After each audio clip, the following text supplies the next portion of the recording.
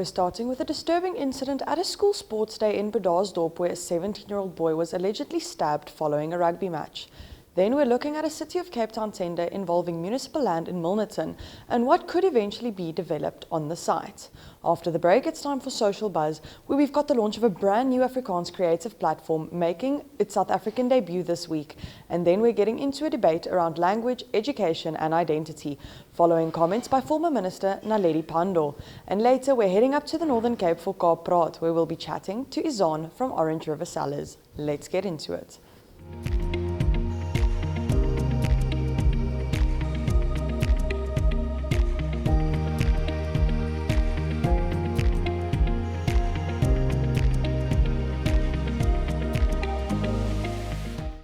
We're starting with a disturbing incident at a school sports day in Bredasdorp.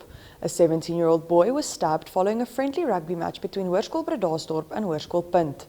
The incident happened on the grounds of Hoërskool Bredasdorp on Saturday.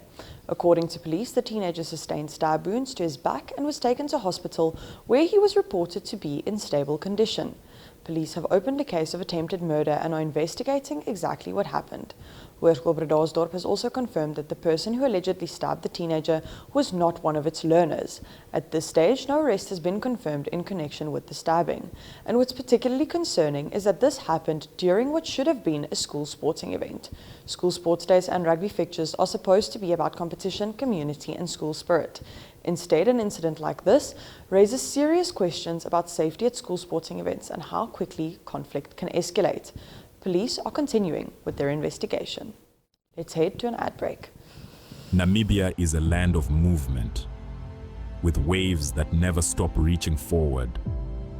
Here, adventure is not something we search for. It is something we are born into. In every corner of this country, creativity rises, from artists, from athletes, from dreamers.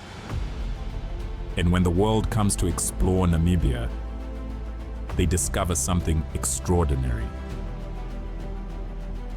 Because when sport moves people, creativity moves ideas, and tourism moves the world toward us. Something powerful happens. A platform where movement meets imagination, where industries connect, where opportunity grows, where Namibia's next chapter begins. Welcome to the Creative Sport Tourism Expo.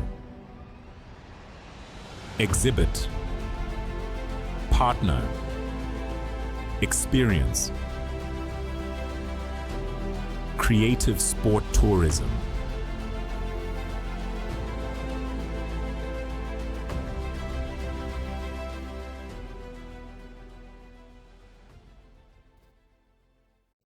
Now the City of Cape Town is looking at the potential sale and development of a piece of municipal land in Milnerton. The city has issued Tender 27P 2026-27 calling for proposals for the sale and development of the remainder of ARF 36554 at 13 Oyster Street in Annandale Farm, Milnerton.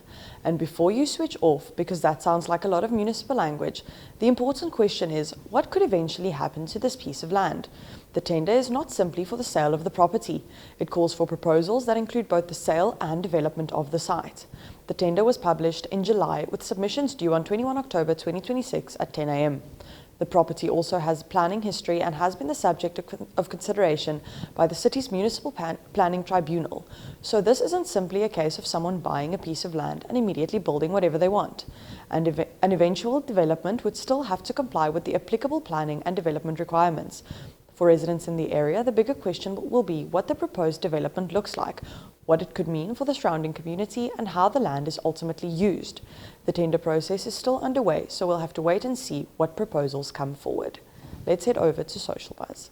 Missed the madness? Catch every sharp jab, unfiltered truth and political punchline from Second Take, the show that says what others won't. From presidential bloopers to policy absurdities, we satirize the powerful and poke the pompous. If you didn't catch the fire live, don't sweat it. Every single story is waiting for you on Echo. Find us at 102.com and Echo, in your time, on your terms.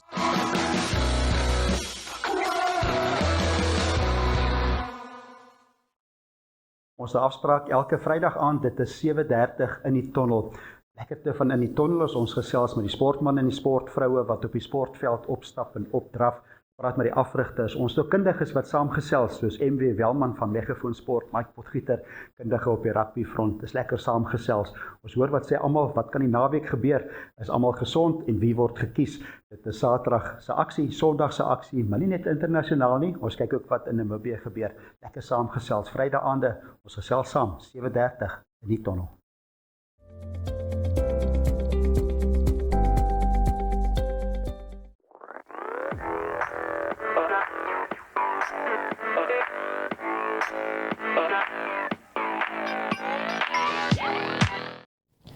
Okay, this next story is a little closer to home, and I'm very excited about it.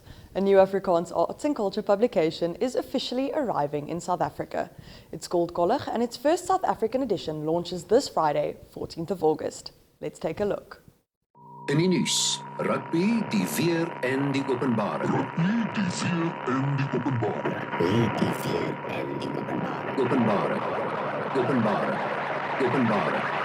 Openbare. Hulle sê, almal kry al 15 sekondes van roem.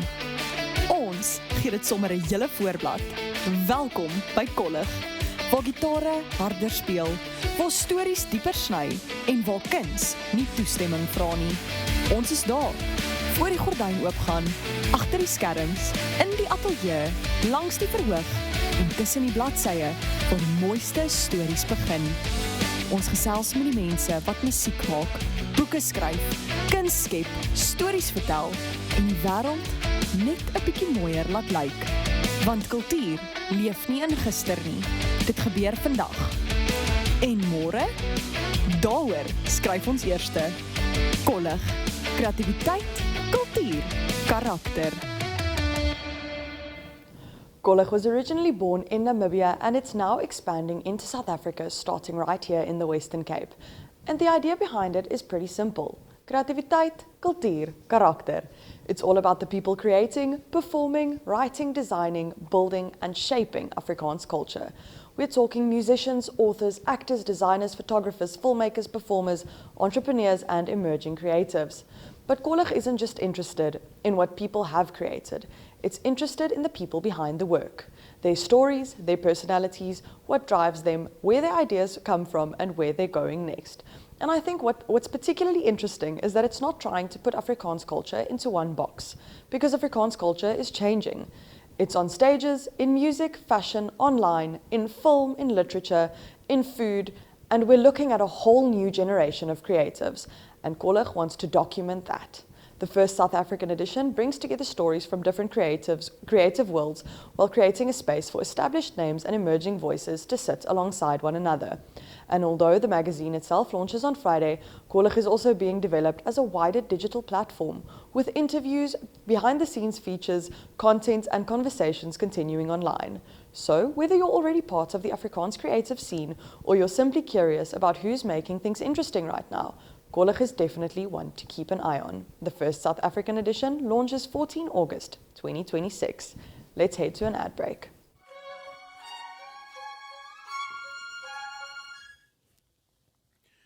From the heart of the continent to its farthest horizons, Africa awakens with stories that shape our world. This is Africa Good Morning, your window into the pulse of a dynamic continent. I'm Ashwin Berry, here to deliver the latest news, sharp insights, and the vibrant spirit of Africa. Every weekday, we dive into the headlines, uncover untold stories, and spotlight the people driving change. Plus, stay ahead with daily weather forecasts and economic updates to navigate your week with confidence. With direct coverage from our correspondents on the ground, we bring you in-depth access to Africa's beating heart. Mondays, Mike Situla reports from Zambia. Africa, good morning. Tuesdays, Talent Gore covers Zimbabwe. Africa. Wednesdays, Rorisang Mokojwe brings Botswana's news. Dumela, Rorisang. Thank you very much, Ashwin, for having me right here on Africa Good Morning. It is always a pleasure to be here with you all. Thursdays, Ari Hogat tackles South Africa. Yes, very good morning, Ashwin and Aina. Yes, a good atmosphere. And Fridays, we focus on Namibia's bold narratives. From thriving cities to rugged plains, our team is there, capturing the rhythm of a continent on the rise. Africa Good Morning is your essential start. News, weather, economics, and more.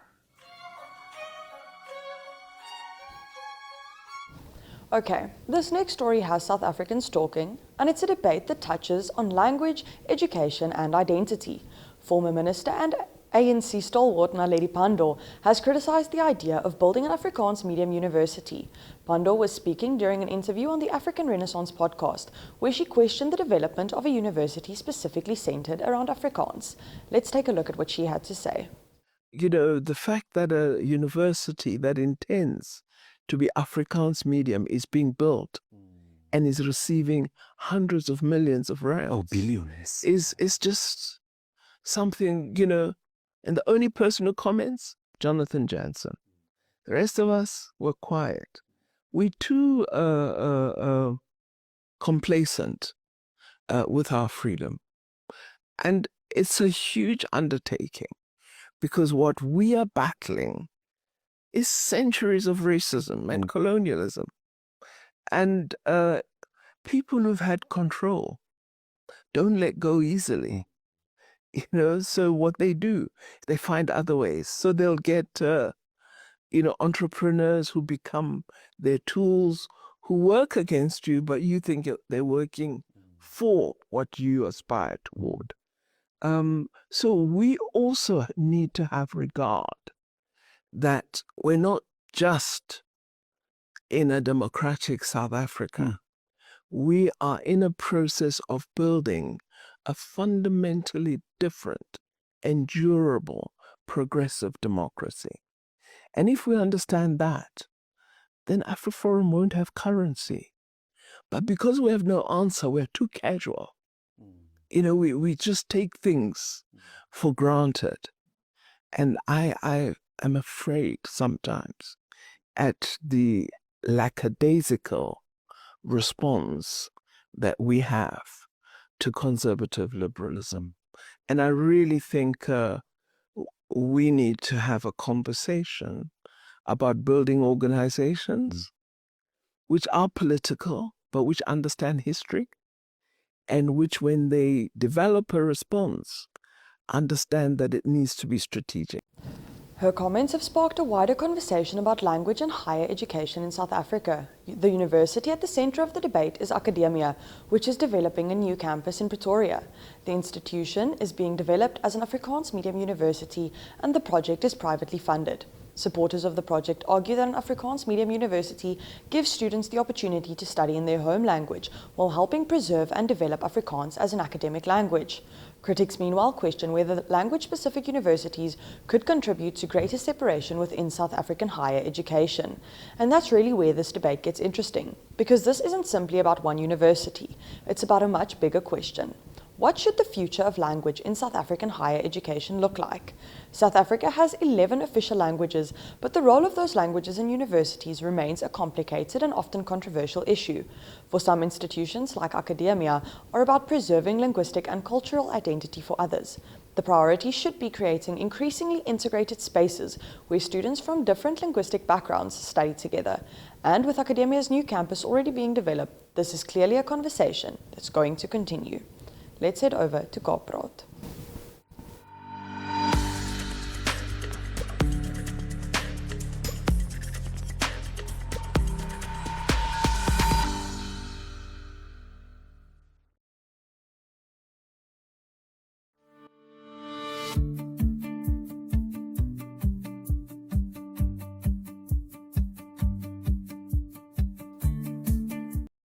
Today we're heading up to the Northern Cape, to a place where one of the country's most important rivers meets a landscape that you might not immediately associate with wine.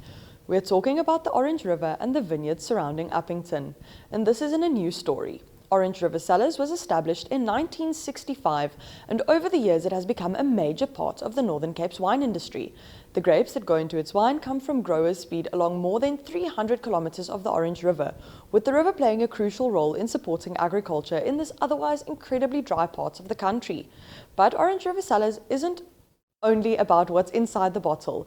Its Uppington Tasting Centre also gives visitors the chance to experience the region through wine, food and hospitality. The Kerkmeis restaurant offering local flavours alongside the wines. Let's take a look at what the people at Orange River Cellars have to say. Ek gesels vandag met Izaan hier by Orange River Cellars. Izaan, hoe gaan dit met jou vandag? Goed en jy? Goed, dankie. Dit is baie lekker om hier te wees. Ek sien wyn en dit maak my baie opgewonde.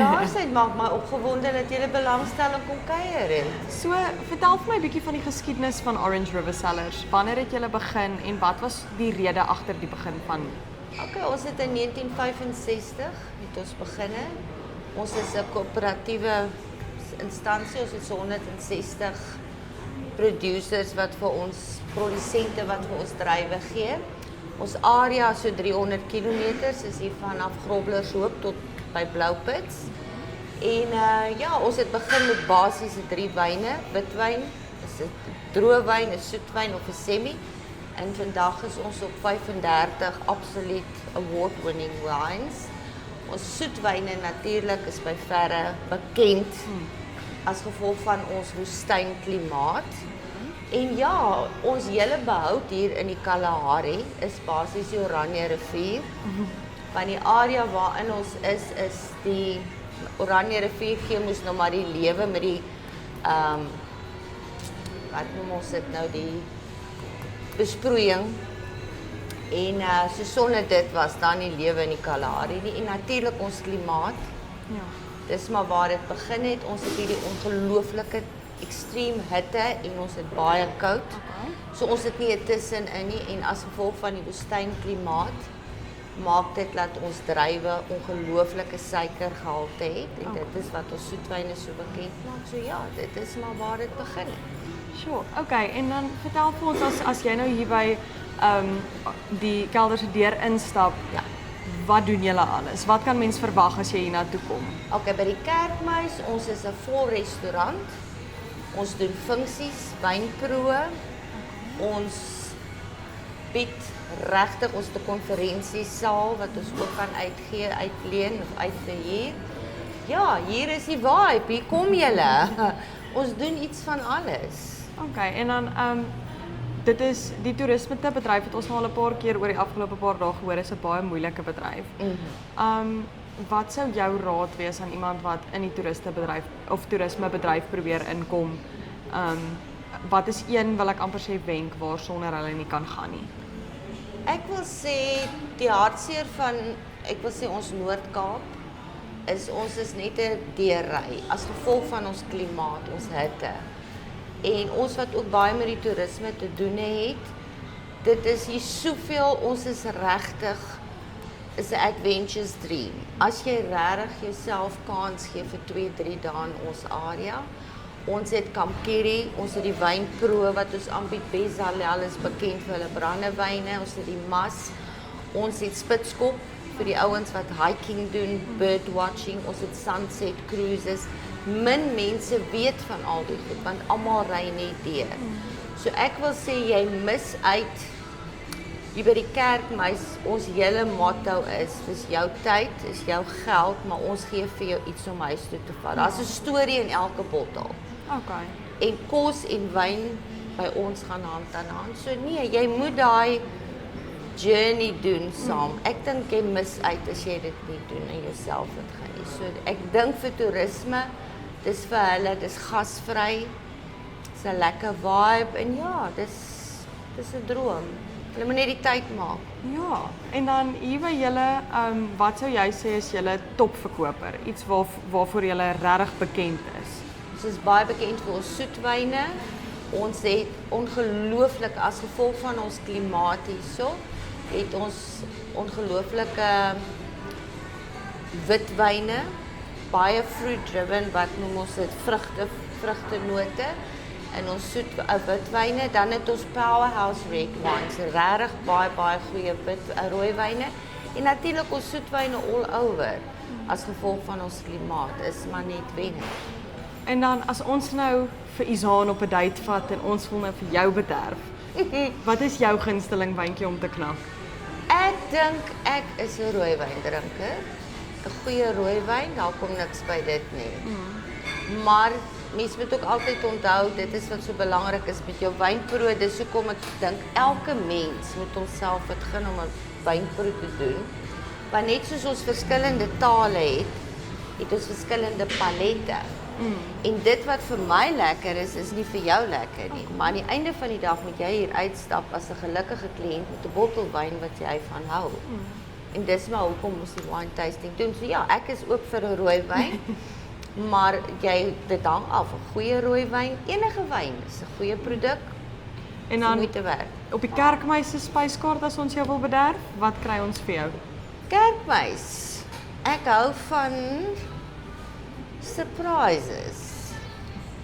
Ek het met my toerismegroepe wat ek die wynproe professioneel doen, is altyd interessant. Ek is nie een wat elke dag dieselfde ding doen nie.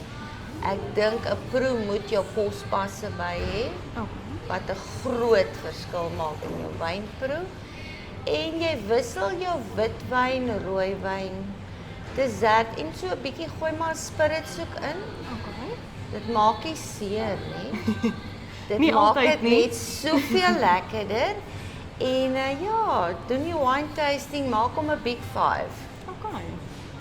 Big 5 is, ek dink, is net die moeite werd. Ek stem.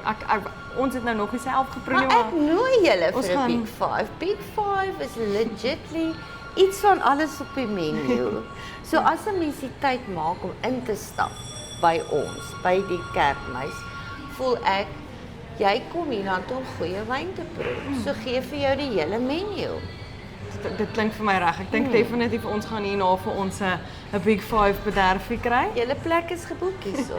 En dan sê ons vir jou baie dankie vir jou tyd, Izaan. Plesier, Kyk eens, dit dan nou Izaan hier by Orange River Cellars. Ons sien julle net hierna vir nog meer in toerisme. And there you have it, a little taste of the Northern Cape and the people helping put this unique region on the map. A huge thank you to Izaan from Orange River Cellars for joining us on Kaap Praat. But for now, that's a wrap on today's group chat. We've covered a pretty serious start to the show, from the stabbing of a teenager following a school rugby match to questions around the future development of municipal land in Milnerton. Then on Social Buzz, we looked at the arrival of Kollig in South Africa and a much bigger conversation around Afrikaans education and identity. We got to head up to the Northern Cape for Kaap Praat and hear a little bit more about Orange River Cellars. Thank you for spending the first part of your day with me. But for now, that's all from me, and I'll see you tomorrow.